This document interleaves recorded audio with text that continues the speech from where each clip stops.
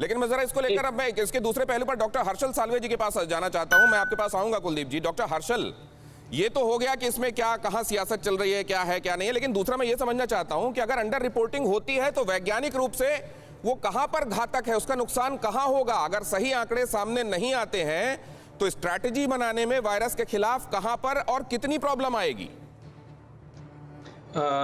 Thank you मुझे show पे आमंत्रित करने के लिए। दो चीज़ें भी बात करूंगा, दो अलग चीज़ें हैं।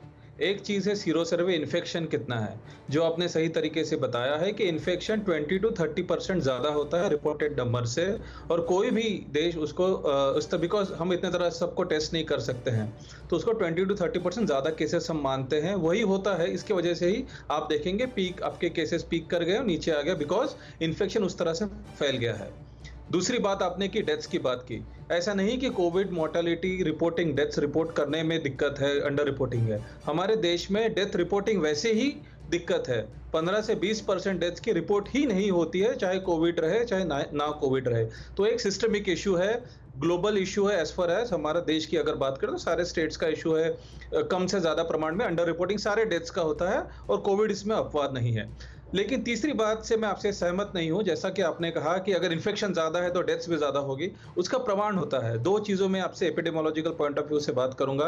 एक होता है केस फेटालिटी रेट, जो हम देख रहे हैं 1%, मेरे से सहमत होने के बात नहीं। दूसरा होता है, ये न्यूयॉर्क टाइम्स की रिपोर्ट पर बात कर रहे हैं हम। नहीं, मैं न्यूयॉर्क टाइम्स के रिपोर्ट पे नहीं जाता हूं, मैं साइंस पे जाता हूं। दो चीजें होती है, केस फेटालिटी रेट होती है, एक इन्फेक्शन फेटालिटी रेट होती है। केस फेटालिटी रेट जैसा कि हम बता रहे हैं 2% से 1.5, जो नेशनल 1.3 है, किसी स्टेट में 2.5 तक पहुंच गया है। लेकिन जो इन्फेक्शन फेटालिटी रेट होता है वो 0.1 से 0.05, 0.08 के प्रमाण में होता है। तो डेथ्स उस प्रमाण में नहीं बढ़ती है जिस प्रमाण में इन्फेक्शन बढ़ता है। तो ये बात भी समझने की जरूरत है। यस, तो जो अंडरलाइन बॉटम लाइन है, हमारे इन्फेक्शंस अंडर रिपोर्ट होते हैं, जो कि स्वाभाविक है।